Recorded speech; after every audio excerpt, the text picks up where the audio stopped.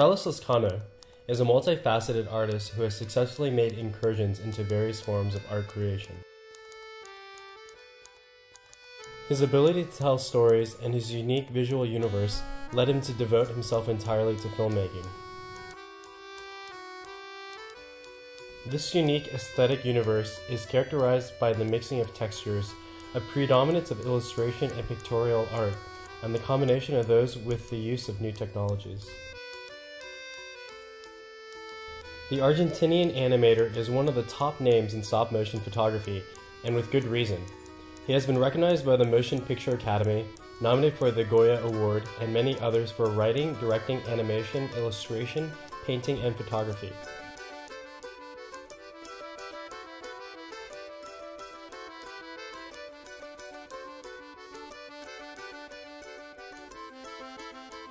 Technology has opened new doors that were unimaginable until not long ago. For Carlos, it has sped up the process and made the blending of techniques much easier and fluent. That is precisely how he uses the technology, not replacing the traditional methods, but using them in conjunction. His work is done mainly on handmade elements and organic textures. He uses technology to combine them and add some digital elements to create a distinctive overall look.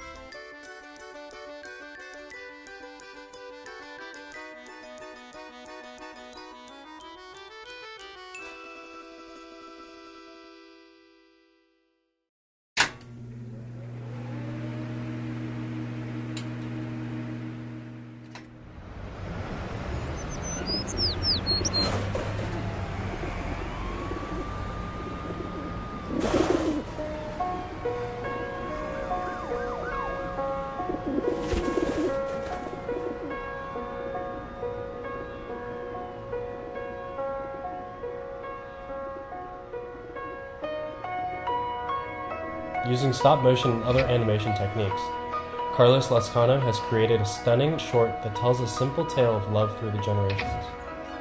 A couple of pencil outlined birds escape from a little girl's drawing, leading us through the life she dreams of. Lescano's main goal in creating his animation was to achieve an organic look, away from the perfection found in computer imaging. He used only real objects and hand-drawn illustrations that were later composed in Adobe After Effects.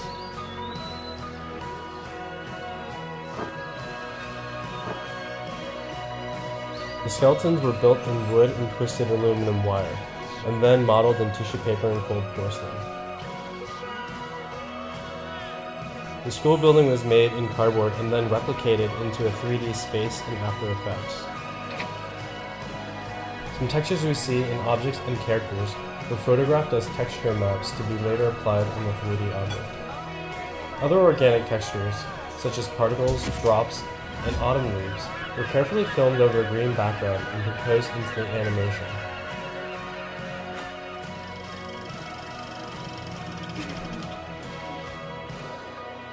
All characters were shot over chroma key backgrounds, a technique involving a green screen to compose two or more images together.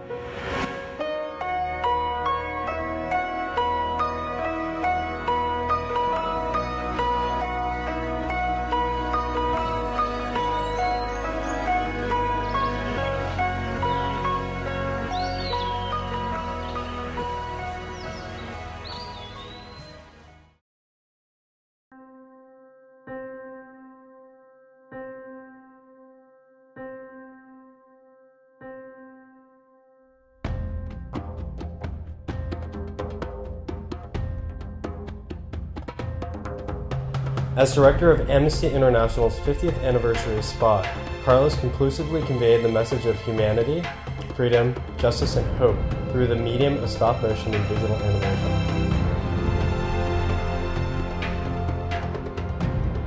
The story is told on a wall, which acts as a canvas and at the same time as a metaphorical or not so metaphorical division of two realities, an ideal one and, unfortunately, a real one. The main idea was to have different aesthetics, given the different nature and time of the episodes that take place on the wall. To achieve this, different styles and animation techniques, such as illustration, 3D animation, and stop motion, were used throughout the film.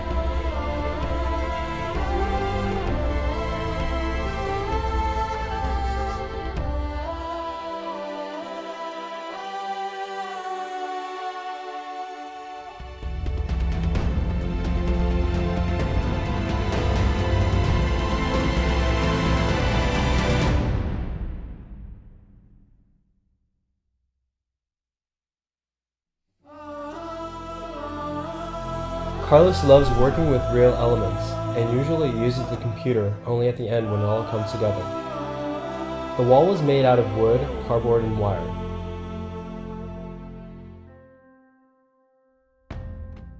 To give a sense of depth, the perspectives were deformed in the real model.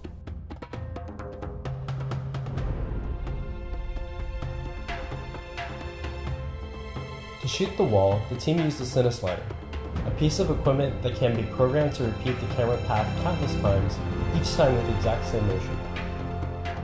Armed with a cineslider and a vision, Carlos and his crew produced the powerful imagery that speaks to what Amnesty International is about.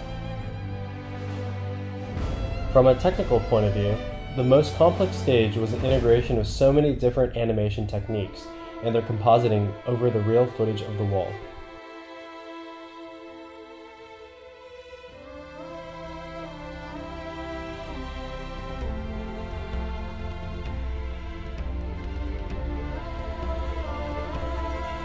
The stop-motion scenes were all shot in reverse.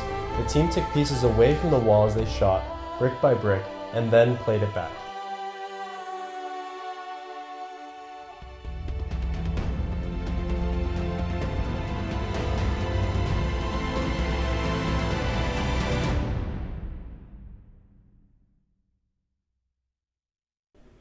Based on the idea of having a wall as a canvas, they also use other elements such as posters, shadows, and objects that come to life and detach themselves from it.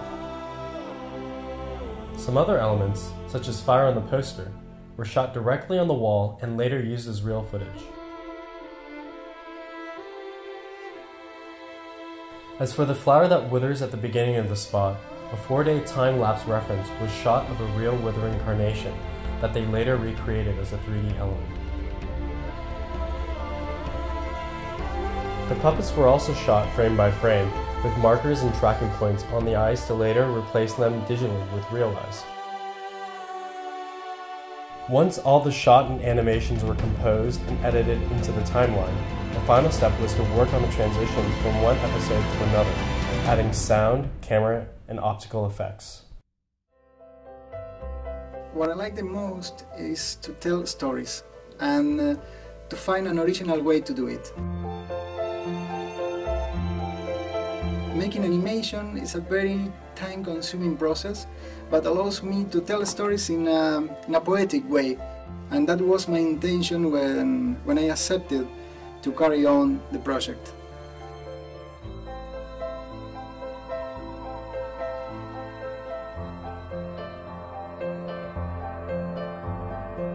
We found that the Carnation Revolution that took place in Portugal in the 70s was a good reference, a good example of how non-violence and perseverance can achieve even the most difficult goals.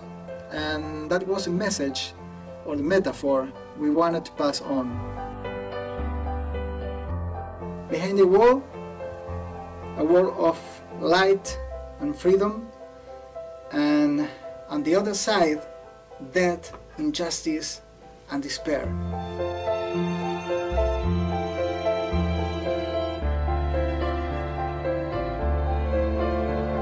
A flower can wither and die, but its seeds will bring life to a new one. I always liked the idea of a man struggling to regain the lost paradise.